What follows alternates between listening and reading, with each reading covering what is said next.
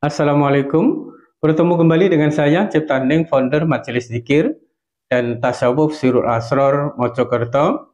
Kita bertemu di dalam channel Meditasi Kuantum, sebuah channel yang khusus membahas tentang rohani, tentang tasawuf atau hakikat ma'rifat dengan segala keilmuan serta prakteknya. Sahabatku Meditasi Kuantum dimanapun berada, sebelum kita membahas tentang kajian pada kali ini, saya mewanti-wanti selalu mengingatkan untuk mendownload Rotib Sirul Asror, diamalkan dan diistiqomahkan. Insya Allah basyirah sirnya, basyirah kolbinya akan terbuka, sekaligus tersambung dengan guru-guru kita dan sampai kepada Rasulullah Shallallahu Alaihi Wasallam. Rotib ini adalah rotib yang diamalkan atau menjadi amalan rutin bagi Majelis Sirul Asror yang sanadnya kepada Syekh Nur Alam Shah, terus kepada guru kita Maulana Sekumpul sampai kepada Syekh Muhammad Saman Al-Qadri Al-Madani. Di dalam ilmu tasawuf, di dalam memaknai dua kalimat syahadat, asyhadu alla ilaha illallah, kita bersaksi tiada Tuhan selain Allah, adalah kalimat tauhid di mana diri kita dengan ikrar, dengan penyaksian, ya, dengan ikrar, dengan penyaksian, dengan keyakinan kita mentauhidkan Allah bahwa tiada Tuhan selain daripada Allah.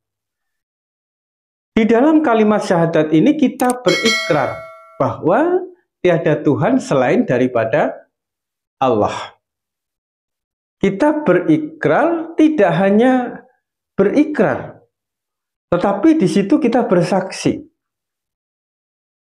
Ya, bersaksi bahwa tiada Tuhan selain daripada Allah yang ada di bumi ini, yang ada di dalam setiap alam, di dunia maupun di akhirat. Dari sana kita berasal dan dari sana kita akan kembali. Lalu pertanyaannya, sudahkah kita menyaksikan Allah? Sudahkah kita menyaksikan Allah itu di dalam kehidupan kita saat ini, di dalam setiap aktivitas yang kita lakukan, di dalam setiap ibadah yang kita lakukan, di dalam setiap gerak, di dalam setiap pendengaran, di dalam setiap sebutan, di dalam keseharian kita? Tentunya banyak orang yang tidak paham, banyak orang yang belum menyaksikan dan belum bertemu dengan apa yang disaksikan di dalam syahadat itu. Banyak sekali orang yang hanya meyakini tetapi tidak menyaksikan.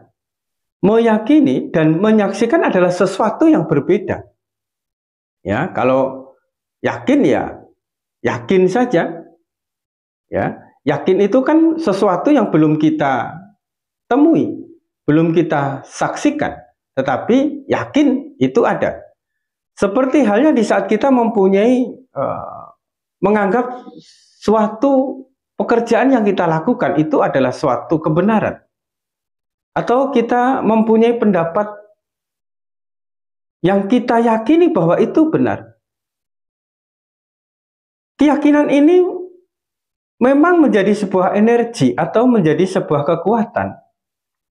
Akan tetapi keyakinan ini belum sampai kepada penyaksian. Karena keyakinan ini adalah energi atau kekuatan untuk mencapai penyaksian.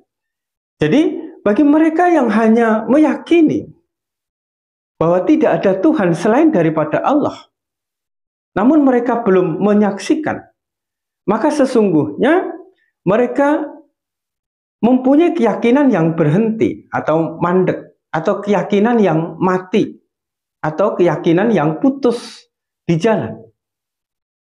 Kenapa keyakinan itu menjadi putus di jalan, atau keyakinan itu menjadi mati? Karena keyakinan mereka, iman mereka tidak membawa kepada penyaksian kepada Allah Subhanahu wa Ta'ala, seperti halnya yang diucapkan, yang diikrarkan di dalam syahadat tauhid kepada Allah. Asyhadu alla ilaha illallah, aku bersaksi tiada Tuhan selain daripada Allah. Lalu apa yang perlu kita saksikan? Sedangkan kita tidak melihat, kita tidak bisa meraba, karena Allah itu bersifat gaib. Allah bersifat gaib, Allah tidak bisa disaksikan, Allah tidak bisa dikenali. Itu adalah bagi orang-orang yang tidak mau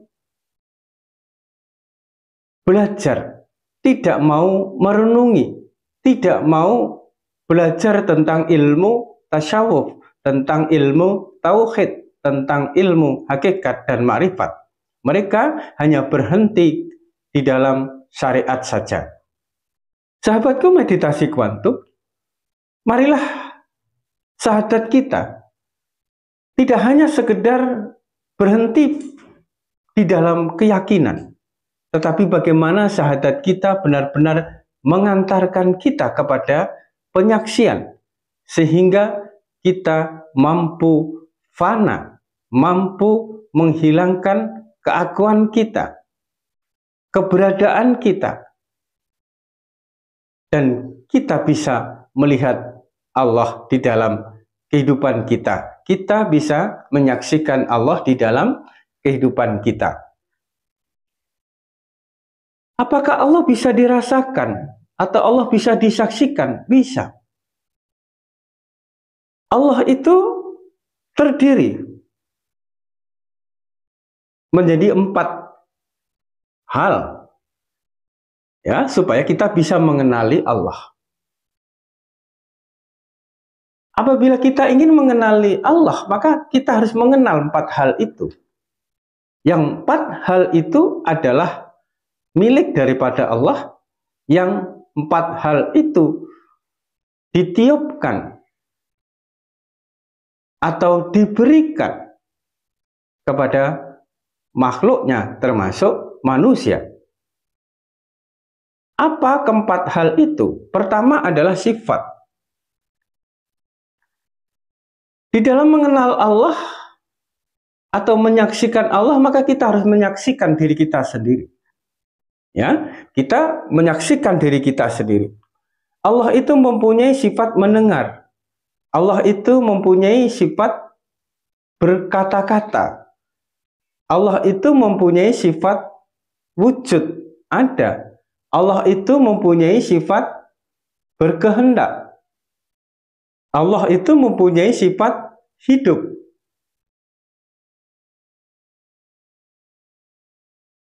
Kita rasakan, kita perhatikan, kita renungi di dalam diri kita. Oh ya, aku bisa mendengar. Ya, aku bisa melihat. Aku berkata-kata. Apakah aku di dalam berkata-kata ini, di dalam pendengaranku ini, di dalam penglihatanku ini, aku yang bisa melihat, aku yang bisa mendengar, aku yang bisa berkata-kata, aku yang bisa mempunyai ilmu pengetahuan, atau memang sifat melihat, sifat mendengar, sifat berkata-kata yang ada di dalam diri kita itu adalah sifatnya Allah yang dikaruniakan ke dalam diri kita. Sedangkan tidak ada 2 sifat di dunia ini. Yang ada hanya 1 sifat, yaitu sifatnya Allah Subhanahu wa Ta'ala. Maka apabila kita ingin mengenal Allah, Ya kenalilah bahwa penglihatanmu ini adalah sifatnya Allah.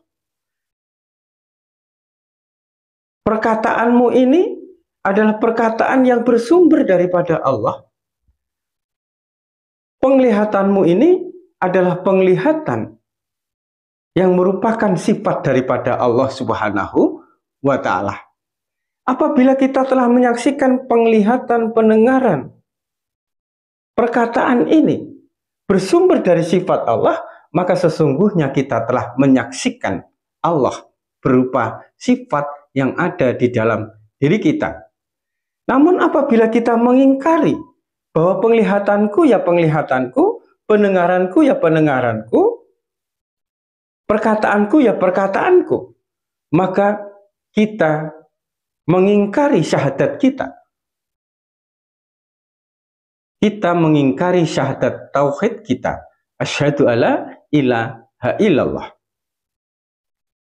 Lalu nama kita, nama yang diberikan oleh bapak kita, ya, seperti nama saya Ciptahning. Nama ini diberikan oleh orang tua kita. Dan apabila nanti meninggal, asma ini, nama Ciptahning ini bersama dengan ruh menghadap Allah Subhanahu wa Ta'ala. Dan anak cucu masih bisa berkirim doa, berkirim Al-Fatihah atau sedekah, sodakoh mengatasnamakan Ciptahning, meskipun Ciptahning itu telah meninggal dan ruhnya telah kembali kepada asal kejadian dirinya. Nama ini akan kekal bersama ruh. Nanti di akhirat pun dipanggil namanya untuk mempertanggungjawabkan amal ibadah yang telah dilakukan. Jadi nama kita ini adalah nama yang bersumber dari sisi Allah. Dan semua sebutan di dunia ini adalah sebutan yang bersumber daripada asma Allah. Tidak ada asma selain yang bersumber daripada Allah dan akan kembali kepada Allah.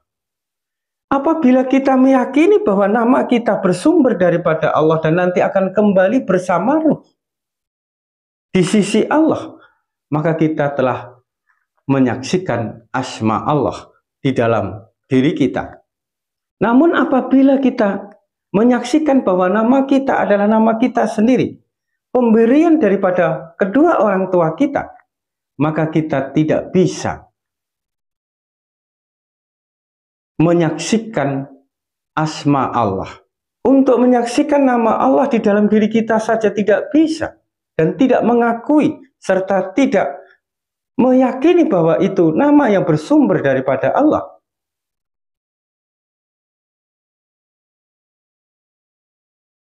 Lalu bagaimana kita akan menyaksikan semua sebutan, semua nama, semua huruf di luar diri kita sebagai nama, sebagai sebutan, sebagai huruf yang bersumber daripada Allah Subhanahu wa Ta'ala. Apabila kita mengingkari bahwa nama yang ada di dalam diri kita bersumber daripada Allah, maka kita telah mengingkari syahadat kita, syahadat tauhid kita kepada Allah Subhanahu wa Ta'ala. Lalu semua perbuatan yang ada di dalam diri kita, bergerak kita, berjalan kita, berbaring kita, duduk kita, semua aktivitas yang kita lakukan adalah af'al atau perbuatan daripada Allah Subhanahu wa Ta'ala. La haula wa la quwata illa billah. Kita benar-benar menyaksikan bahwa aku tidak bisa bergerak kecuali digerakkan oleh Allah. Sesungguhnya bukan aku yang beribadah, namun Allah yang menggerakkanku, menggerakkan hatiku, menggerakkan imanku supaya beribadah. Jadi apabila kita menyadari bahwa semua yang kita lakukan, semua gerak yang kita lakukan, semua perbuatan yang kita lakukan adalah bersumber daripada Allah, semuanya bersumber daripada Allah, maka kita telah menyaksikan af'al atau perbuatan Allah di dalam diri kita. Namun sebaliknya, apabila kita merasa diri kita bisa bergerak dengan sendirinya tanpa adanya perbuatan Allah, kekuatan Allah, daya dan upaya Allah di dalam diri kita, kita merasa bisa bergerak sendiri, ibadah sendiri, perbuatan sendiri, melakukan semua aktivitas kehidupan merasa bisa sendiri, maka sesungguhnya kita telah menduakan Allah dengan diri kita. Kita telah mengingkari syahadat tauhid kita. Lalu pertanyaannya, apakah perbuatan yang buruk itu juga bersumber daripada Allah? Secara tauhid, iya. Namun di dalam prakteknya, apabila kita melakukan hal-hal yang tidak baik, yang khilaf, yang salah, yang tidak sesuai dengan norma agama, budaya, adat, istiadat, kepatutan, dan lain sebagainya, itu biasanya ada campur tangan dari keakuan kita, dari nafsu kita. Maka di dalam proses pengenalan diri kepada Allah, di dalam proses penyaksian diri kepada Allah, diwajibkan bagi kita untuk riyadah, untuk tirakat, untuk melakukan amaliyah,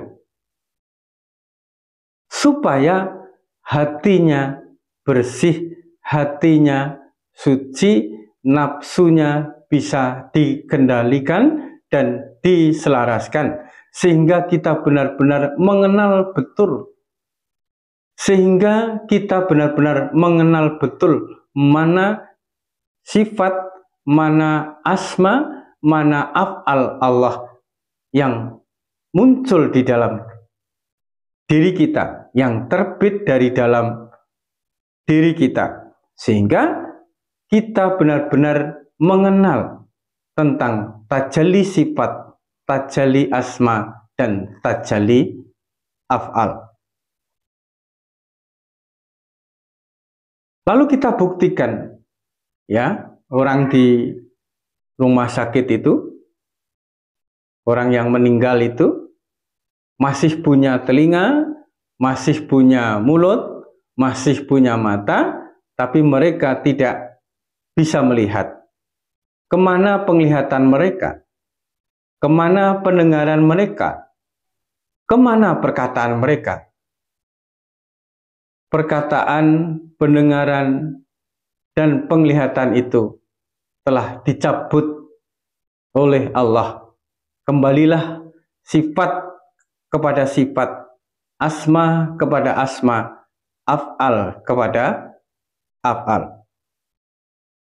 Sahabatku meditasi kuantum, lalu tentang penyaksian kepada zat daripada Allah.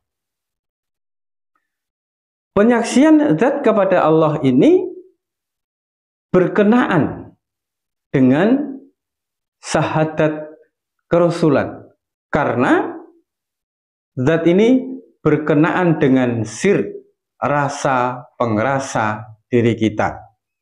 Berbicara tentang sir, berbicara tentang rasa pengerasa, berbicara tentang tajalli zat, maka kita berbicara tentang penyaksian kita kepada Muhammad Rasulullah Shallallahu Alaihi Wasallam.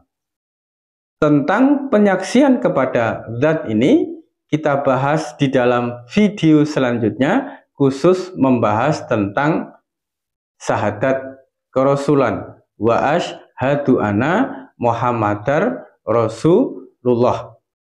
Karena rahasia zat itu berada di dalam wa asyhadu anna Muhammadar Rasulullah. Cukup sekian, semoga manfaat. Ingat, kaki kita meninggalkan jejak di bumi, lisan kita meninggalkan jejak di hati. Maka berhati-hatilah di dalam setiap langkah kita dan di dalam setiap lisan kita, agar kita meninggalkan jejak yang baik di dalam setiap hati manusia. Wassalamualaikum warahmatullahi wabarakatuh.